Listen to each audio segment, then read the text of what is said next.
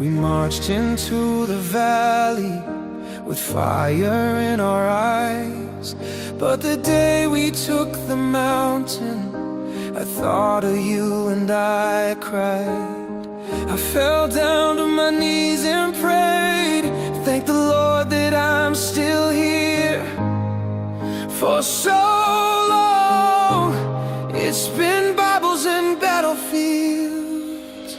And all this time, I've held you in my heart. And though we're worlds apart, I still hear you. And all these days, I've counted down the hours. It's like 1,000 years. All this time, it's been Bibles and battlefields.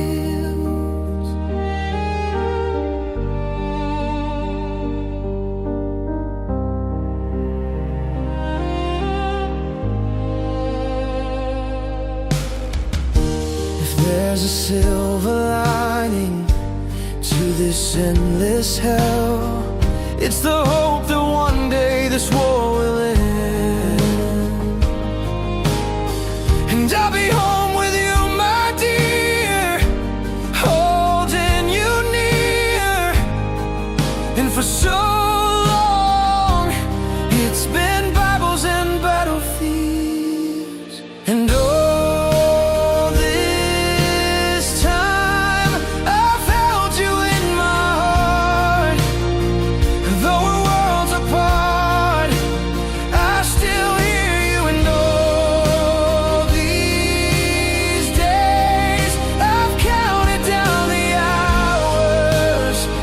like 1,000 years. All this time, it's been Bibles and battlefields.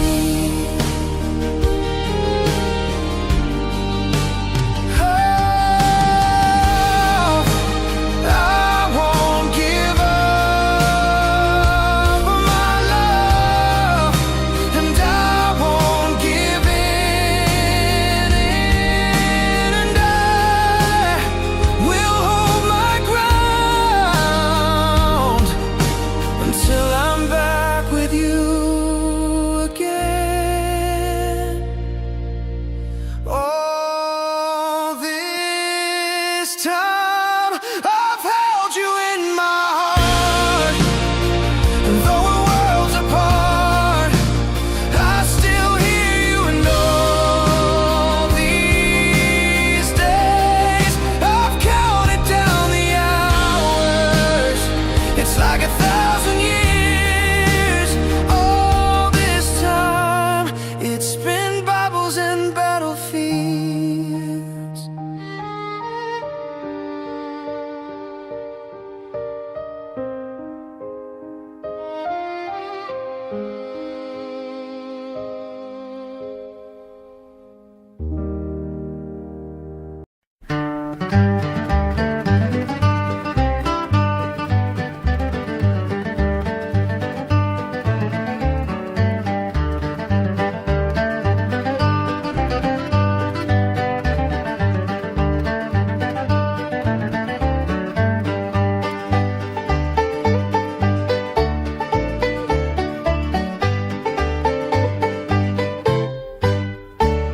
I'm lonesome since I crossed the hill and o'er the moor and valley. Such heavy thoughts my heart do fill since parting with my Sally. I seek no more the fine and gay, for each does but remind me how swift the hours did pass away with the girl I left behind me.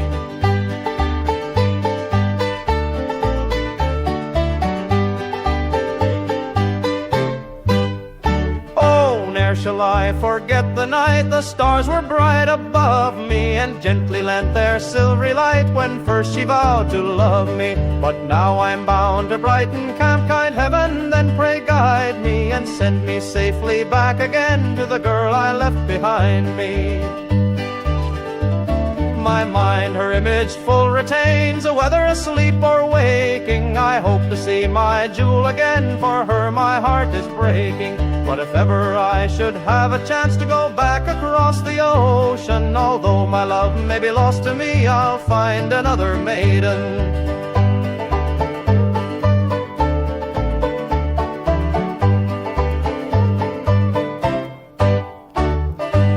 Shall honey taste no more, the dove become a ranger, the falling waters cease to roar, ere I shall seek to change her. Each mutual promise faithfully made by her whom woes betide me, and true the lass that loves me well, and the girl I left behind me. The brigadier commands the right and guard the ford and river, the main guard charged to attack, the flanking party shiver. The man who wears the stars and stripes, and in the field they find me, I will lay down my life and die for the girl I left behind me.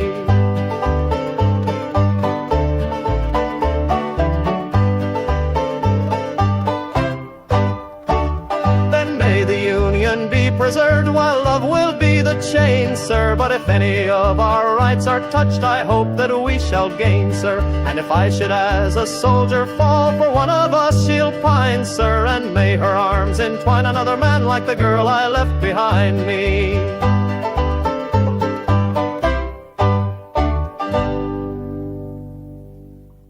And good evening. Welcome to the Southern Fried Podcast, Bibles and Battlefields.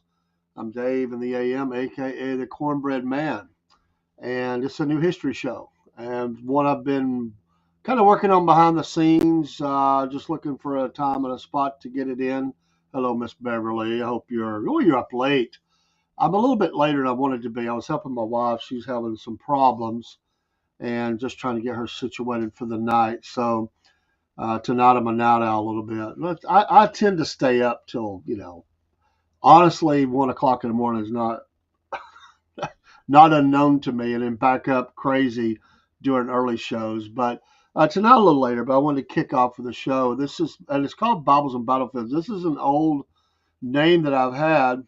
Oh, I'm so sorry to hear that. So sorry. Prayers to you. Y'all pray for Miss Beverly. Always tough when those things happen. I'm so sorry.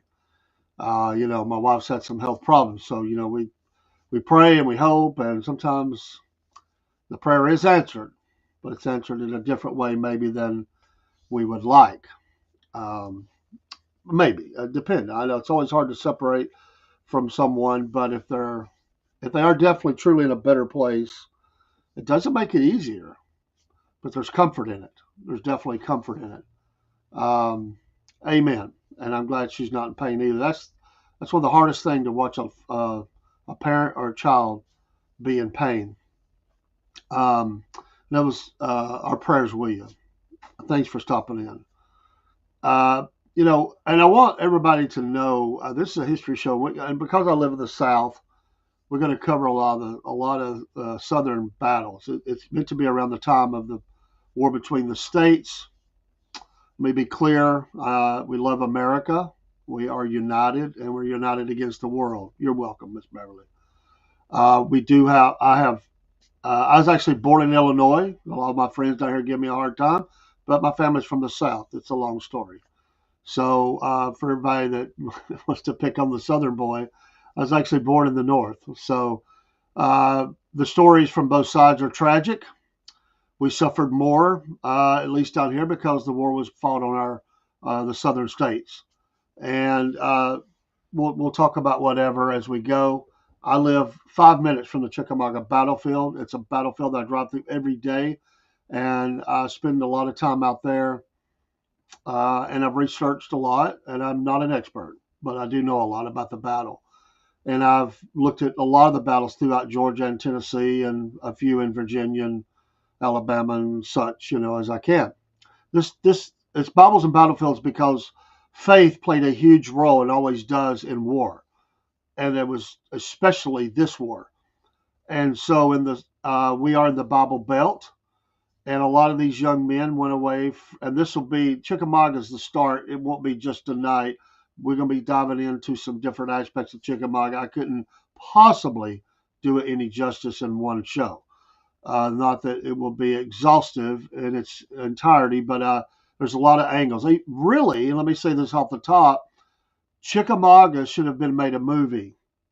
It has just as many scenes that would be amazing as any battle that was ever fought in the war between the states, including, yes, Gettysburg. It has a lot of backdrop. It has a lot of different things that came together uh, in this place, and probably that where I'm sitting in my studio, there were men here. I mean, it was a long battle line, very long. In fact, there's about it's not quite a mile, but almost I'd say a good quarter mile, maybe even a half mile up from the start of the battlefield is actually the true line that they wanted to make. They ran out of money. So if you come to Fort Oglethorpe and you go to the Crystal, there's a monument behind there. That's supposed to be the northern boundary of the battlefield. If you've ever been here, you know what I'm talking about. It's a big battle line, big battle, a lot of men. The biggest, you had the biggest 1 day battle, the biggest 2 day battle, Chickamauga, Gettysburg, but it's 3 day battle. So you get all those things in there. I welcome people to stop by. I have some people that are very studied that I hope to bring on the show. I have preached on the battlefield. Great honor for me to do that. I have done some living histories there. They don't let you fight on them, but I have done living histories, and we did get to fire the guns, the powder anyway. And a lot of my friends have been in the movie, the new recreated movie that they put in there. But anyway, it is a fascinating place. And the backdrop. And for all of you that have any interest in history, and some of you may already know, but for those that may not know, and I'm going to reference the book in this show, is Sam Watkins' book, Company H, and it's spelled out Aytch like you would say H, from up in Tennessee, Columbia area, Tennessee. Sam Watkins wrote a book about 20 years after the war, maybe slightly more. It is a fascinating book. It is a fun read if you like history, and you will read this book again and again and again. And all of my friends do. When I find copies, I give it to people. I was looking for my copy in the studio. I think I have one out here, and I was going to show it, but you can easily find it. And it is a fascinating book. There's many fascinating books about the war, but this is one that's from the soldier's point of view. Now, his family had a little bit of money, but to give you an idea, and I used to know the numbers, but I can't remember if it's 400 or 200 or whatever marched out of his town. Maybe it was 200. I think it was 7 or 9 men made it back. That's it, to give you the totality of it. But he fought through this area. So every area that I live around is mentioned. And I want to reference his book tonight about Chickamauga. It's a great place to start in talking about this. There are so many aspects, from the former slave Marsh that came up looking for his former master's son and stayed here and set records as an African American. His gravesite is nearby. I will get video and pictures from that area, and I have talked to some folks who take care of that cemetery. There's a whole story behind that. That centers around this. There was a famous poet that was at the battle. Some of the biggest generals of the war were here, North and South, and it is the start or the kickoff to the 100 Days battles throughout Georgia. So much to talk about. But Sam Watkins, get the book. You can find it on the cheap. You can read it for free online in certain places, but I suggest getting a copy for your library. Get it in paperback. His daughter did an updated one with all of his notes later on. I don't have that copy. I need to get it. But for those of you that are listening, you may know about it. If you don't, go get it. Trust me. I don't usually throw things around like that. But if you don't like it, I'll send me what it costs and I'll buy it from you. It's a great book. I promise you. And Chickamauga was, of course, a few miles from Chattanooga. And these are part of the battles of Chattanooga and the greater Chattanooga area, including Missionary Ridge and Ringo Gap, and we're going to talk about all those in this series. We're not glorifying war, but war happened, and it's a part of all of our histories. My family was caught up into this war. Although my ancestor direct, I have others I'm still researching, but the one that I know that was my third great grandfather's brother's son, cousin. It's a cousin. They all knew each other.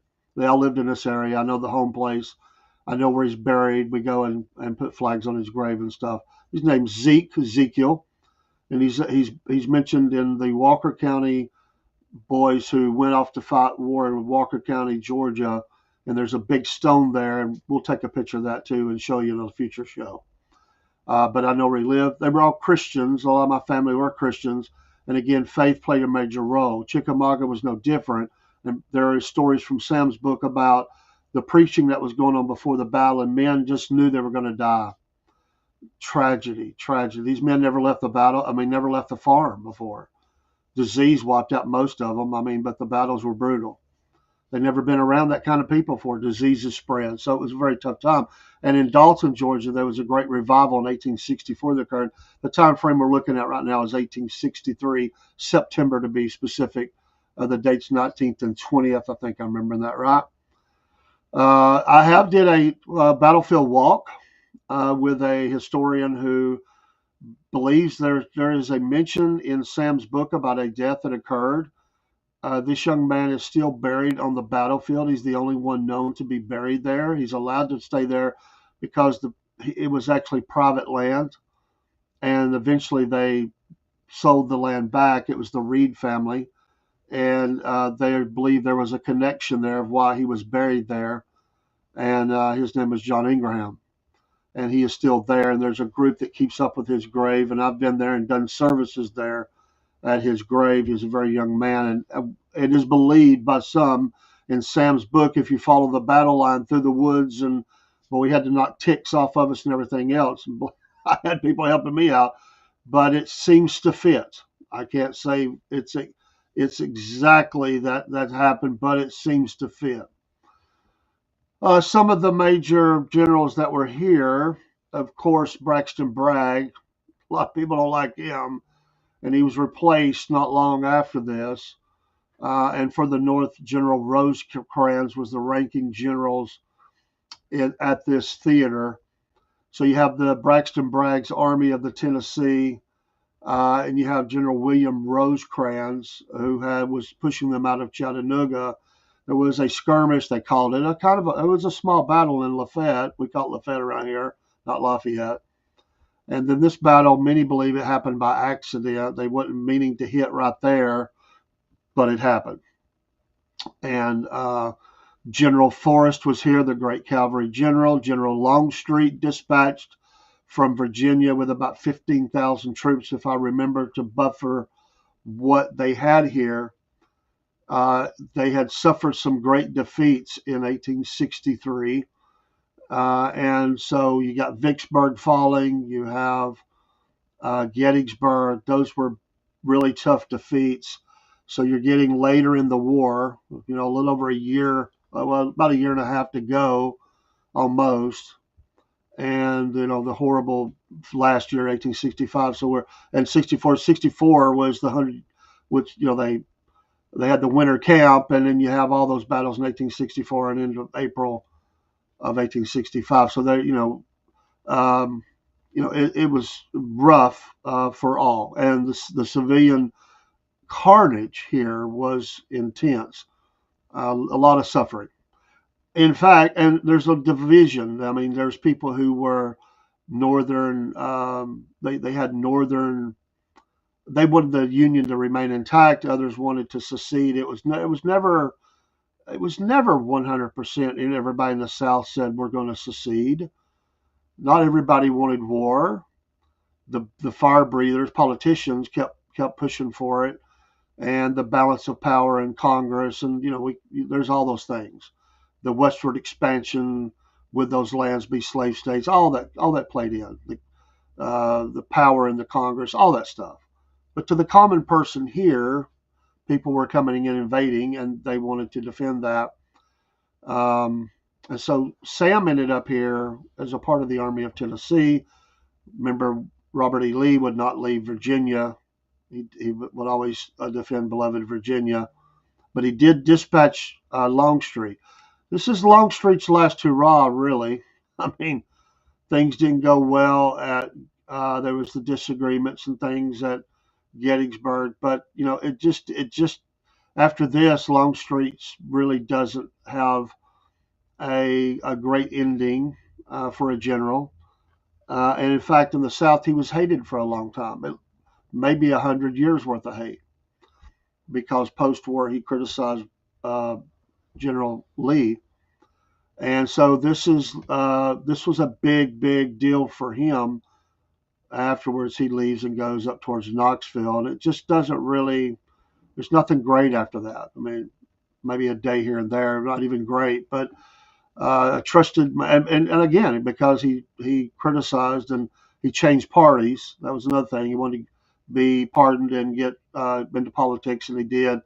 And it wasn't until the bicentennial of it that they started doing marches again for him. So in the movies, all the movies that have been made, you don't really see that, but in history, that's what happened.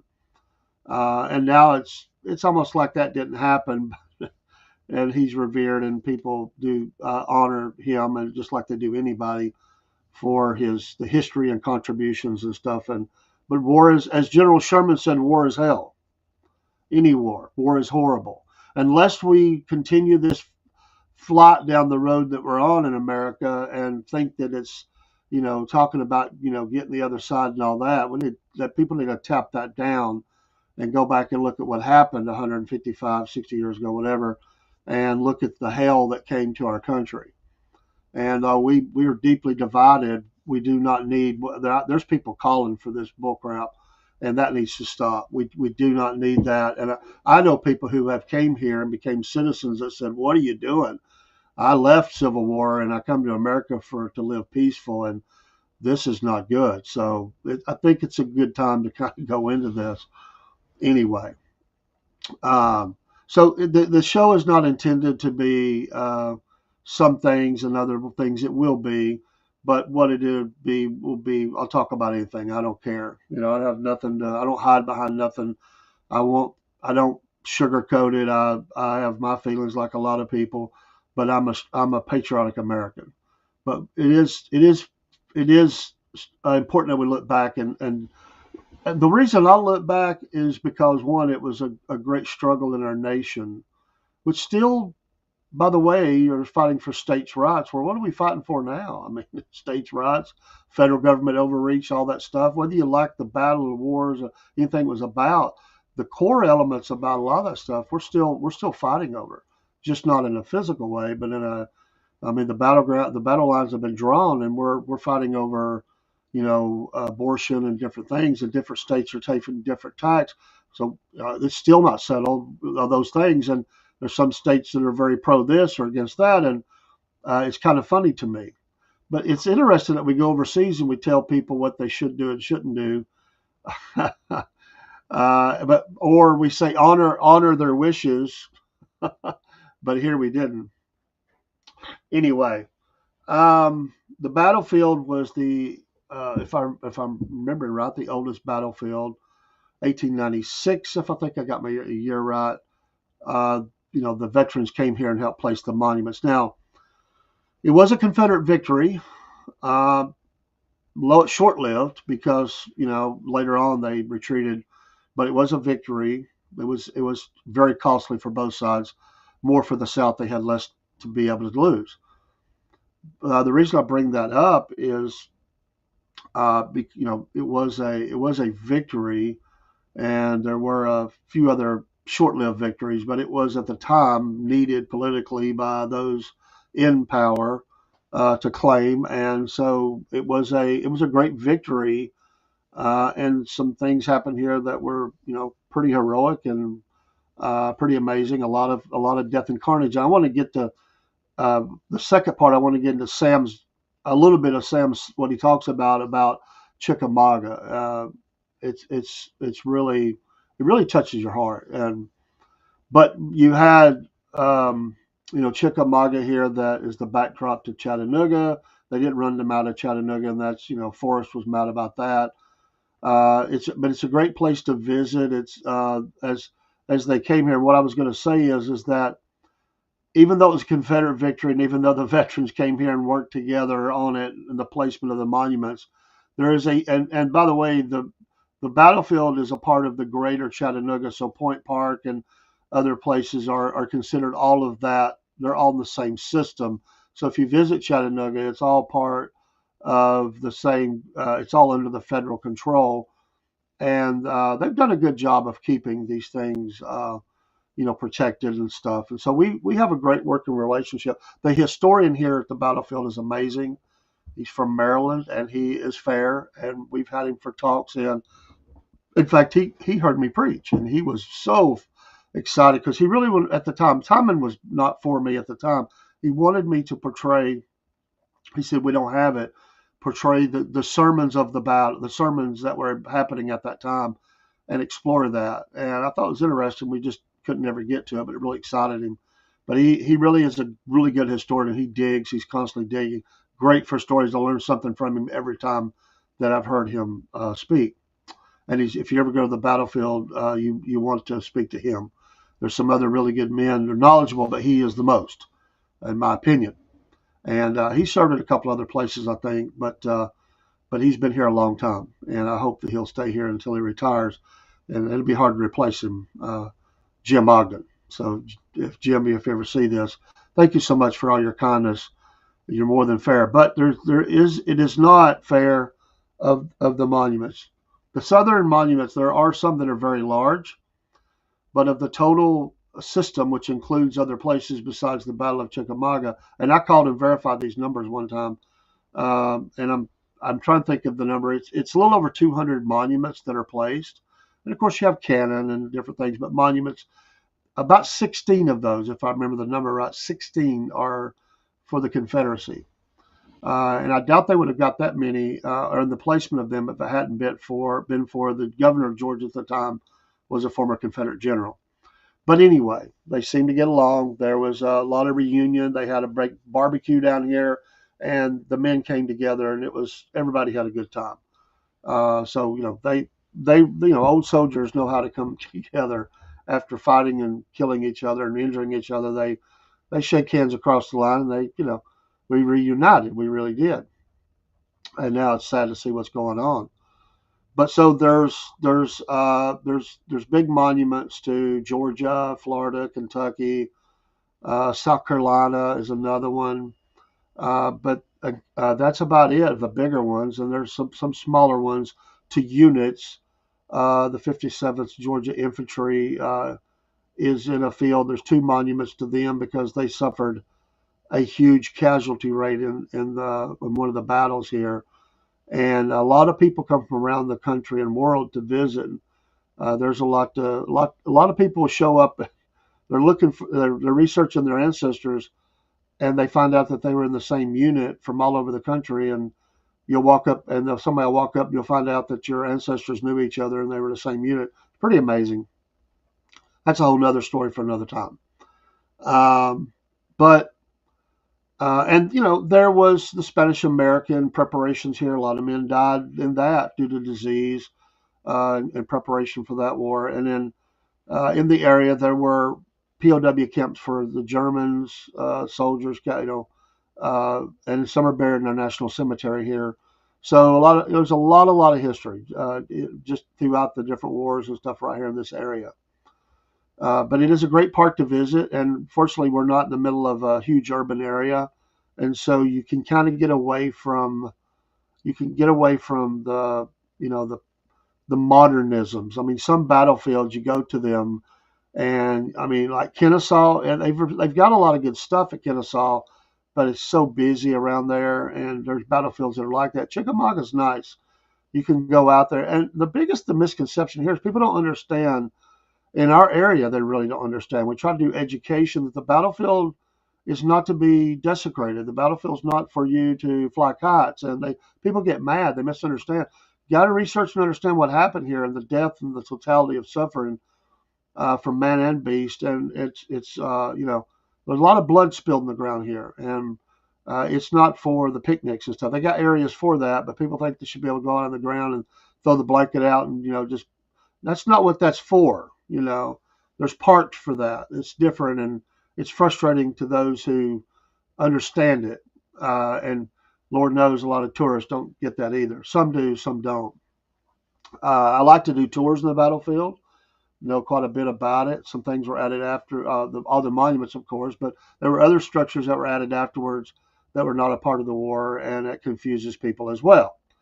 A great carpetbagger named John Wilder came down. He fought there from the north, and very, very successfully because he used some repeating rifles. He financed them, and there's Wilder Tower dedicated to him.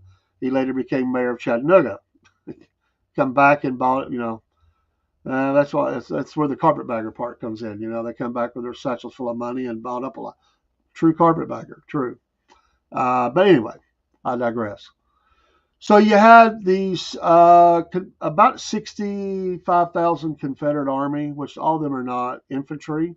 There's going to be support, and but that was a rather large army. But again, you had the dispatched soldiers from Virginia who had to go a heck of a long way to get here because of what was not held. The train lines, they couldn't do anything direct, so they're like going, out to like Augusta, down below. I think they went all the way down to Macon or Atlanta or something. Came up that way, and just offloaded in Catoosa Station, I think it was called, and got them over the battlefield. So they had been on trains, and it's not a fun ride. This wasn't a leisure train ride. It was packed on there like sardines and riding for 2 or 3 days or whatever it was, and getting here and getting to the battlefield. And like I said, they'd all just kind of ran into each other. And there's a little bit of progression there that we know. And, cavalry and Forrest's men and who kind of started what. But it has a lot of fascinating things about it. There was a night battle at Chickamauga, very ineffective, from the great General Patrick Cleburne, who is also famous in this area and, of course, died at Franklin. But there is a monument that I helped to raise money for here at Ringo Gap. Now, I did a small part. I'm not taking any kind of credit. But I want to give a shout out to the Ringo Telephone Company. They really rescued this monument for us because there was a lot of money left, and there were people nosing around, some big name people wanting to get that monument and take it up to Franklin. But that's where he died. We wanted to recognize. Oops, I'm sorry, that kicked off. We wanted to recognize him here, but for the Battle of Ringo Gap, that's what he's known for. It was also the end of his career, basically. He kept fighting, but he was never promoted after that due to a letter he wrote in Dalton proposing using slaves in the army, which they tried to do later, too late, and giving them a path of freedom. He saw it as the way to win, and he was drummed. He was blackballed, we might say. You're not going to get another. What a heck of a general, And his last days in Franklin are amazing. Let me get to Sam's book a little bit here, and not trying to bore you with everything, but when you get to chapter 9, and he's leading up to some things out of the Chattanooga area, and as they get down to this area, but he titles it chapter 9 Chickamauga, and some say the old Indian name Chickamauga, but around here we just say Chickamauga. So, but this is Sam's book, Company H. Please get it. I promise you won't be disappointed. And he says, Sunday morning of that September day, the sun rose over the eastern hills, clear and beautiful. The day seemed to have a Sabbath day look about it. The battlefield was a rough and broken country. It was a farmland, a lot of trees, some farmland. Chickamauga was not a great artillery battle because there wasn't the way to line them up. There was artillery, but it didn't play a big a role as it did in other battlefields because of just the terrain and the trees. And I mean, there were stories of men getting lost in the woods, and the lines got all mixed up, and they were running into each other, and it was really, and you can kind of tell that through some of Sam's writings. And they were fighting there on the northern end of the battlefield in that area. But he said it was a rough and broken country with trees and undergrowth. They've tried to take the battlefield back to that. They've done a really good job. Many, many years ago, they've got old maps and stuff, and they have a lot of knowledge, and so they've really tried to take it back. The problem is we have had a lot of tree deaths. There's a parasite or infestation that happened, and a lot of trees died in the battlefield. They're still falling. They say it'll take 30 years to kind of recover from that. So it's still a lot of trees, but a lot of the older ones are dead. It says that ever since the creation had never been disturbed by the acts of civilized man, it looked wild, weird, he says, and uncivilized. By the way, Sam had a great way of writing, a very poetic. The writings of the Victorian period, anyway, are just amazing. But he had a true talent for this. He really did. He says, our corps, Polk's, being in the engagement the day before, we held in reserve. Reader, were you ever held in reserve for an attacking army? To see couriers dashing backward and forward, to hear the orders given to the brigades, regiments, and companies, to see them forward in the line of battle, the battle flags waving. He's really painting the picture for you. The line of battle, the battle flags waving. You know, when you watch a movie like Gettysburg or something like that, and before Pickett's charge and the way they recreated that, it's beautiful to look at, even though it's carnage coming. It's a spectacle. I mean, they never saw nothing like that. That's the first time a lot of these guys, ever saw anything like that. To hear their charge, and then to hear the shock of battle, the shot and shell, all the while sizzing and zipping and thudding and screaming and roaring and bursting and passing right over your heads, to see the Little Corps bringing back the wounded continually. Now, he's in reserve at this point. He's watching this happen. You imagine you're going in. When they kill enough, you go in. My ancestor was in the Army of Northern Virginia, and they were held in reserve at Gettysburg. He wasn't at Gettysburg. He was sick in Richmond, and so he missed that battle. But he was in Montesee, which was where he got captured. But he was in several battles.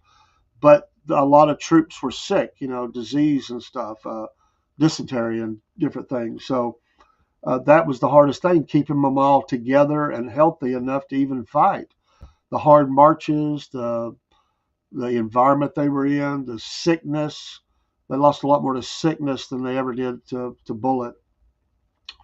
The shot, I see here, he says, and hear them tell how their command was being cut to pieces.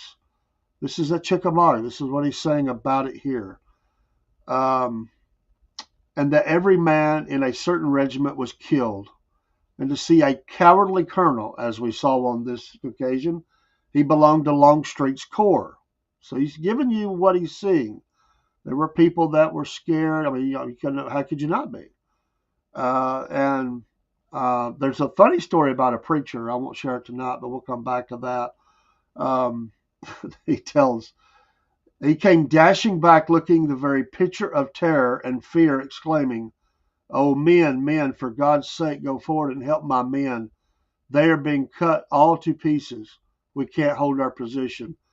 Oh, for God's sake, please go and help my command." To hear some of our boys ask, "What regiment is that? What regiment is that?" He replies, "Such and such regiment." And then to hear some fellow ask, "Why?" And of course, you got the Southern way of speaking. "Why ain't you with them?" "Then, you cowardly puppy, take off that coat and those chicken guts. Coo, sheep, ba, ba, black sheep. Flicker, flicker, ain't you ashamed of yourself? Flicker, flicker. I've got a notion to take my gun and kill him," etc. This is what the men were saying. They were very upset about it. I mean, they're going to be ordered in, and you're supposed to be a leader. Every word of this is true. It actually happened, but all that could demoralize and, I may say, intimidate a soldier was being enacted and not allowed to, and he not allowed to participate. How we were moved from one position to another, but always under fire, our nerves strung to their utmost tension, listening to the roar of battle in our immediate front, to hear it rage and then get dimmer until it seems to die out entirely.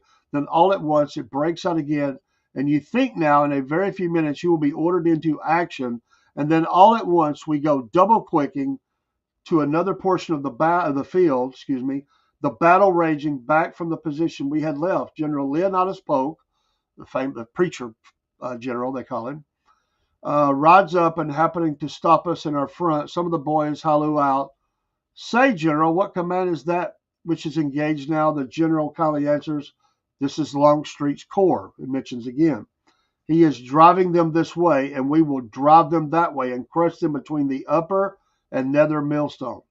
Turning to General Cheatham, another general here with the South, he says, "General, move your division and attack at once. Everything is at once set in motion." And General Cheatham, to give the boys a good send-off, says, "Forward, boys, and give them hell." That's what he says. General Polk always says a good word, and the word was, "Do as General Cheatham says, boys." You know, he was a preacher, and he couldn't curse.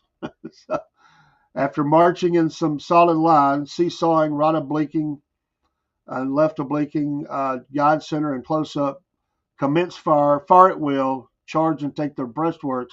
Our pent up nervousness and demoralization is all day is suddenly gone. We raise one loud cheering shout and charge right upon their breastworks. They are pouring their deadly missiles into our advancing ranks from under their headlogs. We do not stop to look around to see who is killed and wounded, but press right up their breastworks and plant our battle flag upon it. I'm almost done. They wave and break and run in every direction when General John C. Breckinridge's division, which had been supporting us, march up and pass us in full pursuit of the routed and flying Federal Army. Now, there's a lot of other parts of this. It's just one part, and that's his part. But I want to give you this part here. This is what I wanted to get to set that up, or this up, to really talk about this. This is what they were in. They hear the sound of battle. They hear the cries. They got terror in the eyes of generals, and then they're ordered forward. And he lost friends here. And I do believe, like some believe, that the young boy John Ingraham was a friend. I think he was 17, Ingraham, and he's buried on the battlefield. And he has a nice area they keep up.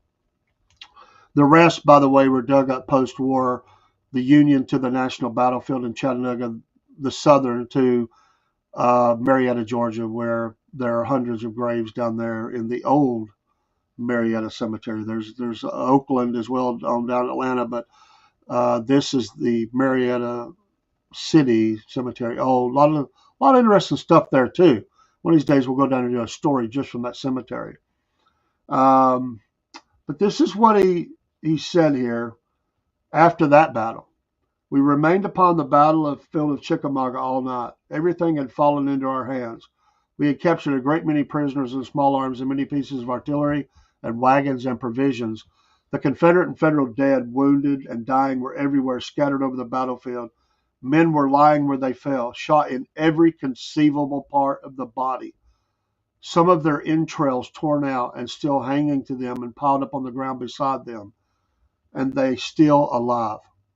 Pretty graphic, right? I mean, he's just giving you what he saw. "Some with their under jaw torn off and hanging by a fragment of skin to their cheeks, with their tongues lolling from their mouth, and they trying to talk. Some with both eyes shot out, with one eye hanging down on their cheek. In fact, you might walk over the battlefield and find men shot from the crown of the head to the tip of the end of the toe. And then to see all those dead, wounded, and dying horses, their heads and tails drooping, and they seemed to be so intelligent as if they comprehended everything. I felt like shedding a tear for those innocent dumb brutes." Reader, a battlefield after the battle is a sad and sorrowful sight to look at. The glory of war is but the glory of battle, the shouts and cheers of victory. And this last part I'll read to you. "A soldier's life is not a pleasant one. It is always, at best, one of privations and hardships. The emotions of patriotism and pleasure hardly counterbalance the toil and suffering that he has to undergo in order to enjoy his patriotism and pleasure. Dying on the field of battle and glory is about the easiest duty a soldier has to undergo. It is the living, marching, fighting, shooting soldier that has the hardships of war to carry. When a brave soldier is killed, he is at rest.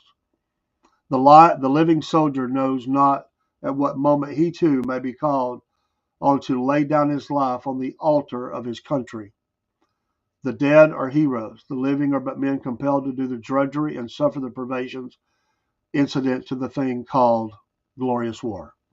An amazing set of writing there that gives you truly a fascinating look at a place where this happened literally 5 minutes from where I'm sitting right now. And you feel that when you're in this place, by the way. You feel that. You can't but help feel it. The amount of dead and wounded, the blood that was spilled. And the later he talks about the looking, the searching by the women, and the cries of the wounded, the shrieks of the women and sisters, mothers, looking for, going from soldier to soldier, looking for their loved one, and sometimes finding them, and of course they were dead. And the 2-day battle, there was the Union held the water. The men on the South were very thirsty. The battle line road is a battle line for a lot of that. By the way, there was no monument to Mississippi troops in the battlefield. There is talk that they're trying to work through. They're the only state that could ever do this. But because of that, and I don't think they've ever placed it, I'm pretty certain of that, but they're trying to work on this. It takes a long time to get something like that done. But after the war, the state of Mississippi was so broke. They were buying prosthesis and things for these injured men coming home. It was poor, obviously, total destruction of economy. And they had no money for monuments, so there's no monument to Mississippi in the battlefield. I think they should rectify that. I hope they'll do that. Those men deserve a marker, who battled there and died there and were wounded there. So it should be for all soldiers, North and South. And it is an amazing place that you just can't help but get a feeling when you're there. And it's hard to describe, but I have talked to people and myself in a search for my ancestor, and I'll tell you though, it is as if you're called back to tell the story. It's strange. It's like it's in our DNA to do that. My ancestor didn't fight here, but he fought and he made it through the war. But he still has a story. His family was divided. His daddy was a Unionist. He fought for the South. One of the brothers went for the North, and I have his history as well. He became disabled and was out of the military and came back home. His name was David, like mine, and his brother was Ezekiel. And I don't know where I think I know where David's grave is. I think because where he stayed at after the war, but I've never been out there to search for it. I think I know the cemetery if I remember right. But I know where Zeke's grave's at, and I've been to it. And his wife, or second wife too, because she died. The first wife died, and the children, and they're all there in the same cemetery. But in looking for to tell you a little bit about this, and there were Cordells, that's my last name, who fought at the Battle of Chickamauga, but I didn't find a connection. There were a handful. And for you that maybe want to look up on both sides, if you don't know, go to the Soldiers and Sailors site, which is a federal database of all soldiers, and you can start there. If you know your genealogy a little bit, to go back 150 years, the counties of which they lived and the state that they lived, that's a great place to start. And you can find out a lot of information there. It's not in depth, but it gives you a lot of names, units, and counties that they were pulled from. You can kind of go a step off from there and look and see if your Southern or Union soldier ancestor fought here at the Battle of Chickamauga or any other battles. Once you follow the units and find out when they served, you can look that up, as well as the microfilm of the units. At many libraries, they have that, and they preserve that. Many states have, and you can get rosters and medical information and sometimes other things. During the South, there was, after the war, many years, there was a survey done by the state of Tennessee to its soldiers, Some of them filled it out, some did not. I helped someone find their ancestor. He was a farmer, most were, but he was in the battles for that I'm talking about, and was in the cavalry. And he filled out the survey, and in the digital record was that survey, which had a lot of great information in it. How many kids he had, where he lived at, his life before the war, during the war, kind of the what he was at, because it was a survey, and then post-war, and it was a fascinating look. This guy went AWOL a bunch, and every time he went AWOL, let's just say he produced another child. And I don't think I'm exaggerating when I think he produced about 25 children during the war. So he was he was quite an individual. I had fun time researching for a friend of mine, and he couldn't believe it, you know. And when you look back, and that's your family, that's something your family endured. As I said, it's kind of passed down somehow. I don't know how to explain it, but I can tell you there are tons of stories where people walk up and at the same time to a monument, and it's there's a feeling about it. Anyway, when I was looking for Zeke's grave, I had no idea where he was at. I did a search at the library, and I found out where he was at. I didn't know where that cemetery was at. I had a general idea. My gut, I was following my gut, and I started piecing things together on the way to the cemetery that day. My wife was with me. I pulled up at so it's a small cemetery, not that many, but still a little bit of an area to got to look over. We get out of the car, and there's, for a small cemetery, there's a lot of graves. My wife says, well, where do you want to start looking? I said, I don't have to. She said, what do you mean? I said, I know where the stone is at. And she says, how could you know? Have you ever been here before? I said, no, I've never been here. Didn't even know about this cemetery. She said, where's it at? I said, it's in a direct line from where we're standing, and it's up on top of the hill. And we're going to walk right up to it. And my wife said, you're scaring me. She said, how would you know that? I said, I don't know. I just know it. And my wife said, okay, big boy, prove it. I said, okay, let's go. We walked up the hill, had to go around a couple of graves, but we kept in a direct line, and I walked right to the stone of him, not his wives, not his kids, him. And my wife looked down and read that name and looked up at me and said, the hair standing up on the back of my head. How did you do that? She thought I had tricked her somehow. I said, no, I just knew. And I cannot tell you how I knew that. It just was a feeling. And that's family for me. And I actually was able to, before they died, to talk to two of his, believe it or not, his children. I have met a child of a Civil War soldier. Never met a Civil War soldier, obviously, but I've met a child of. Yes, and was many of them. A lot of them are gone now. But anyway, these were very elderly ladies. He lived a long life. They were elderly and did a lot of research. But anyway, fascinating to do those things and to keep that story alive and to tell the story and to pass it on to your kids. I keep a lot of stuff. A lot of times when people are kids, they're not interested in history. But later on, they are. By then, it's too late. So I put the things up for my kids. One son's kind of interested. The other one, But he's getting that age now. I think he will be. So it's stored for them. And we need to pass this on. Soldier stories need to be told.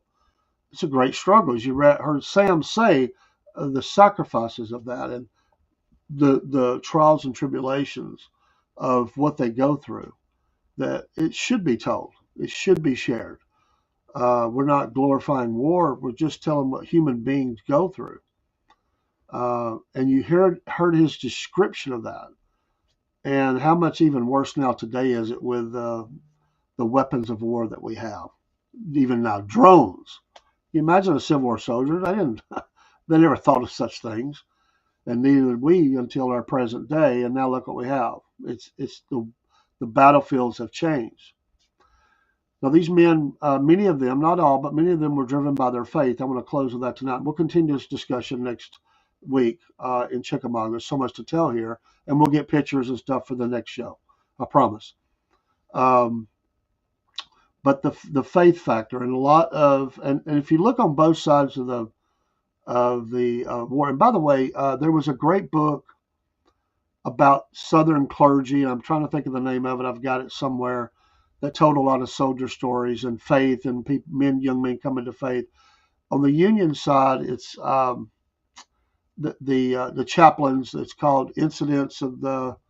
Oh man, I'm it's on the tip of my tongue. Great incidents of a Christian something something. It's a very big book, and it tells the exploits of their clergy service that went out and worked with the soldiers. And there's just as many on the Union side. These are humans dying, humans struggling, humans battling their. Where do I go if I die? Now think about it. You heard the description. You know, there's people dying. I mean, there's people dying. We hear them dying. We're being told they're dying. And when enough of them die, they're calling us up. And many of us are going to die. These men had eternity facing them in the moment. Some of them knew they were going to die. Explain that. It's a divine process. How do they know that? Before the Battle of Chickamauga, there were young men who sewed their names inside their jacket and gave their possessions away the night before the first battle. Why? They said, I won't be alive, boys, tomorrow. Tell mom I loved her. Send my belongings up, that pictures back to my parents, if you would. I gave their money away. Everything that what they needed for battle the next day. And the next day these men died. These young men. They knew. They knew. And there was one story that Sam tells. I'll try to find that about one of those men. And Sam said, "See, you made it," and then he didn't. It's and there's some funny things that happen here too. It's his book is filled with humor as well and funny things that happen. I mean, you're faced with great gaps of time in between battles sometimes, and you find ways to occupy yourself. And there's some funny things that he shared. I think they're interesting. We'll share those, and not just his book, but others as well. The next show I want to talk about the generals, the little biography, a little bio on the major generals of them. I just mentioned them, but that is an important factor, and it was important for both armies. Some became heroes here. Some became, they lost their commands, and it was not good for some generals, better for others. Changes were made. That's what happens in war because of wins or losses, and we'll get some pictures of the not overload you, but we'll get some number of pictures for next week's show, and we'll take a look at some of those things in a pictorial way next week. I'll try to be on around the same time. I know it's a little late, but earlier we do a show and I have to get set up, so I'll try to be a little quicker after 10. But this is the night I want to do it on. It's an open night, and I love it. But these men went to these. They went to these meetings with the local preachers, traveling ones that were sent down to work with the armies. Both sides, I think, mostly did a really good job of getting the scriptures into the hands of the soldiers. I know on the southern side, even General Lee, there's a lot of dispatches that he wrote where he's even talking to rabbis, and he's trying his best to get, help have them honor the Sabbath and let them have their services as well.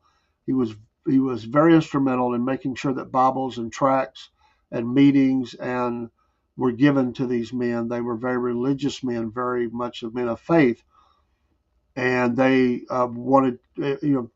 War is not. You can't have a regular church service, but you can do it as often as possible. Winter quarters, they could do it more because they didn't do any fighting in the winter. Very rarely do anything. It was just too cold, and so you would wrap up and go into quarters and camps in the winter. And that was no bowl of cherries there. You're away from home and, freezing and trying to get food and whatever else. But there was times where there were great revival meetings in the area that I'm talking about where I live. And many, many soldiers came to faith in Christ on both sides. There were signs that happened. We'll talk about that. Things that happened in this area where men died in an unusual way. They saw it as a sign from God. And they came to Christ in the droves. It was a horrible war, but there's a lot of these young men are going to be in heaven when we get there because it forced them to look at their life. the life here and the life to come. And though you might say as a preacher that's easy pickings because they didn't come in, thinking about the ball game or the getting on the boat on the lake. They're thinking about, I'm going to die. And when you're faced with death, you start thinking of, what does that mean for me? How am I going to, death? I may die today. I may die tomorrow. Those 100 days battles, they were fighting every day. There was no stoppage. There was no gaps. They are fighting and retreating and trying to keep the army intact all the way to Atlanta till they went into the trenches around Atlanta. Then another stop, and kind of like a Russia-Ukraine right now, where they just artilleried each other, and it was ugly. And that's for this part. And there were battles going up in Northern Virginia and out west, Army of Trans-Mississippi. But these men, they never been away from home, and many times the letters we see from the parents are journals. There's a lot of journals, and there are letters written back and forth, and the parents would be telling those men as they went off, don't forget your Christian upbringing. Read your Bible, go to services, and pray. And, like I said, there were those that didn't make it home, those that came home injured, and all were scarred. How could you not be in that type of struggle and go home and try to rebuild a life? And it's just an ugly, ugly thing. And it was very ugly here in Georgia. The march across Georgia is very ugly, even uglier maybe in South Carolina because of that. And for our, I have plenty of African American friends who have studied their Southern history, and they know, some of them served as soldiers late war, but some were cooks and Teamster drivers and did all that. Worked with the, blacksmith. They did all that, and some say forced, but they were on the roll, and there's pay stubs where they got paid. You'll find that, and I've worked with a lot of them that came down here and give talks about that. So there is the aspect of the slavery, sure, but there's it's their land too. It's their history, and they stayed around. And the federal government, for all their beating upon their chest about restoring the Union and what they did, they absolutely abandoned the African American and didn't do justice to them about anything. They got no reason to crow about it. They did these people dirty. And are we surprised? I mean, the federal government, look what they do. And they did. The stories are horrible. If you're willing to go look at the history, not everything is as it seems. Some people are just bad people, horrible, awful. They try to make heroes out of them, but they're butchers. They were out there. Some were truly heroic. Some were cowards. Some were inept. They were horrible generals, horrible leaders. And the civilian toll was a whole nother story as well. They say throughout the war, they've adjusted the number. At one time they were saying 600,000 men died or were injured and died and whatever in the war. Well, that's been moved up to 750,000. Some say more than 1 million. Records were hard to get, but the civilian toll was as high as 2 or 3 million. And think about that. And we're talking that long ago, and population sizes, starvation, death, bands of evil people rolling through and raping women. And, there was we'll cover it at some point in the future. General Ulysses S. Grant order in Middle Tennessee that was rescinded by the president or it was ordered to be rescinded by the president of the United States. Go look at that one, and we'll talk about that in a future show as well. Number 11, I think that was General Order number 11. Hello, Jake. Horrible thing, and it has some racism in it as well. Anyway, it is 12 o'clock, excuse me. Got a little bit of a late start. We did go slightly over an hour. This is the history show. We're going to talk about a lot of history. Next week, pictures from the ground. I'll do videos from some areas. If you've never been there, we'll try to give you a little bit of an overview of the battlefield as we further dive into and study and look at the Battle of Chickamauga, and we'll look at surrounding areas that played into that as well. I have several shows that I can work through off of this. If you'd like to send some things and you've done research in the area, please do. If you have questions, please send those. southernfriedpodcast@yahoo.com, southernfriedpodcast@yahoo.com. If I said something wrong, please correct me. I am trying to pull up source material. There's a lot from the memory. I've forgotten a lot, but the gist is there and it's true. And then I want to further explore Sam's book. He mentions a couple of places here. I'll go take pictures of those of my own so I don't get in trouble for using anybody else's pictures. They'll be my own. I've taken them before. I'll take them again. Some things I mentioned tonight, I will show you the picture of that next Thursday night. So this is Dave in the AM, aka, and it is the AM. It's Friday here on the East Coast. Thanks for watching. God bless you all. God bless America. This is not meant to be a divisive show. It's just looking at history.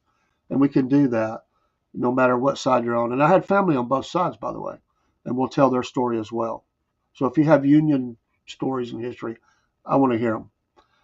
This was brother against brother, and it divided our country. Let me leave this one last thing with you. And it really shows the division. In our family, because of this war, there was a division, some went north, some went south. One of Ezekiel's, the ancestor, the direct line there, they did the family tree. They did 15 years worth of history where they brought people come from all over the country. And I wish I had her. She's probably, I'm sure, deceased now, but filing cabinets full of stuff that they found out. Some of it is stored in the local library, and I'm thankful for that. But she told me when she started that people showed up from both sides who were related. If you go all the way back to the war, they were cousins. And this side of the family and this side of the family had not talked to each other in 130 plus years at that time. 130, 35, 40 years at that time. They were told, do not ever talk to that side of the family again, and they didn't. That her group studying the history of the family changed that. And amen, it should have happened. But that's what you're dealing with. And some of those old wounds they hurt. They're still there because people know their history and they know what happened and on all sides of this. And it's horrible. So anyway, thanks for watching. We will continue this next week. And I hope you get a blessing out of it. And we'll have fun with it. And history should be looked at. And we should learn from it. And I hope that we do.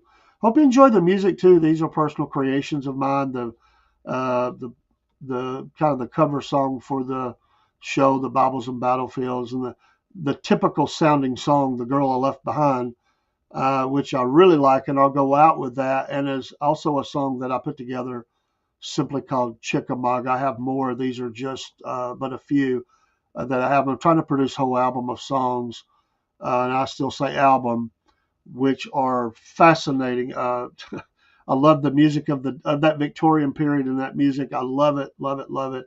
And I'll do The Girl Left Behind again, and then we'll do Chickamauga, and we'll see you in the morning. SFP morning show with Rob, 6 a.m. So I got to get to bed.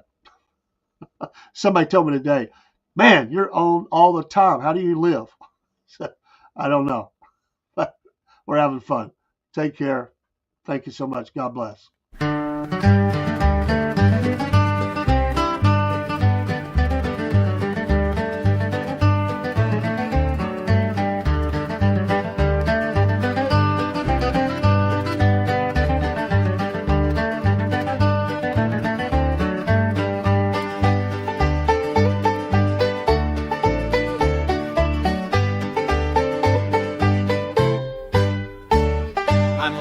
Since I crossed the hill and o'er the moor and valley, such heavy thoughts my heart do fill since parting with my Sally. I seek no more the fine and gay, for each does but remind me how swift the hours did pass away with the girl I left behind me.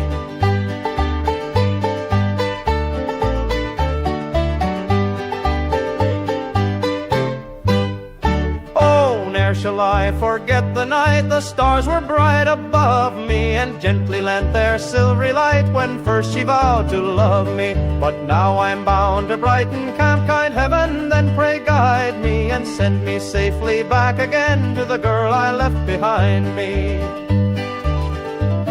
my mind her image full retains. Whether asleep or waking, I hope to see my jewel again. For her my heart is breaking. But if ever I should have a chance to go back across the ocean, although my love may be lost to me, I'll find another maiden.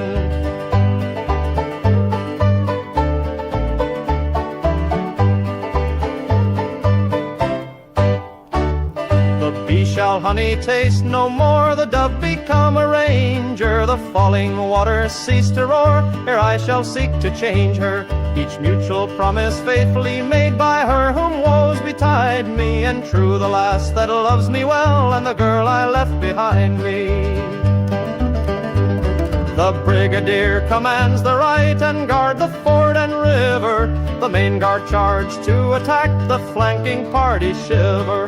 The man who wears the stars and stripes, and in the field they find me. I will lay down my life and die for the girl I left behind me.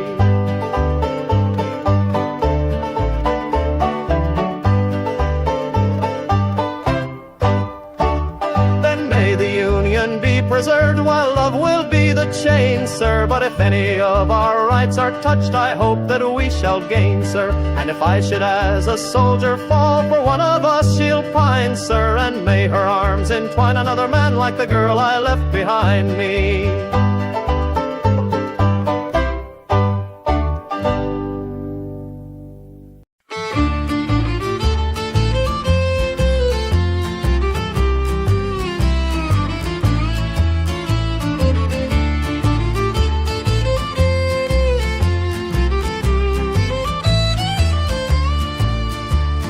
Early in the morning on the 19th of September, our army set out from Claymore's Cove. Down in Georgia, down by the Chickamauga, and I knew that the fighting was gonna be close. Down by the Chickamauga, by the Chickamauga, down by the Chickamauga, we saw our boys laying in rows. For 2 long days we heard the sound of cannonballs tearing through the trees like a summer rain. For 3 long days we heard the sound of rifle fire making our men scream out in pain. Down by the Chickamauga, by the Chickamauga, down by the Chickamauga, we saw our boys laying in rows.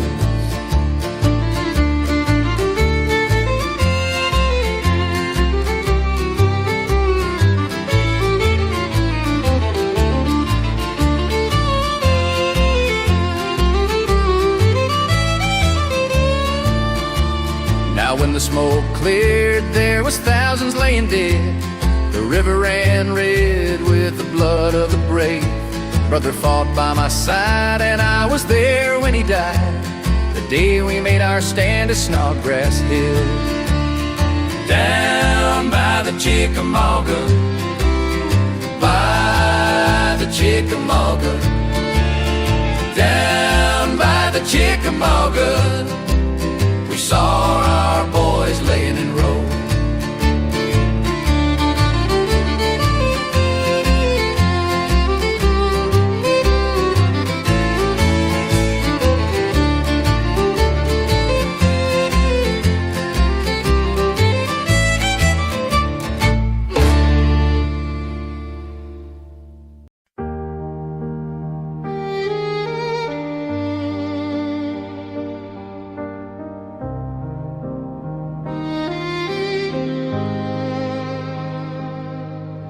We marched into the valley with fire in our eyes, but the day we took the mountain, I thought of you and I cried. I fell down to my knees and prayed, thank the Lord that I'm still here. For so long, it's been Bibles and battlefields, and all this time I've held you in my heart.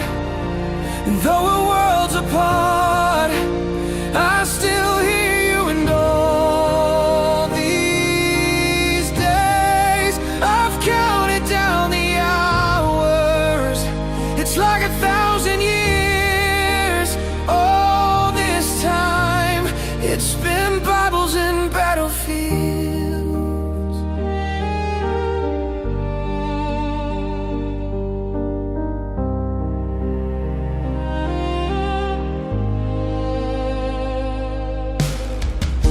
If there's a silver lining to this endless hell, it's the hope that one day this war will end.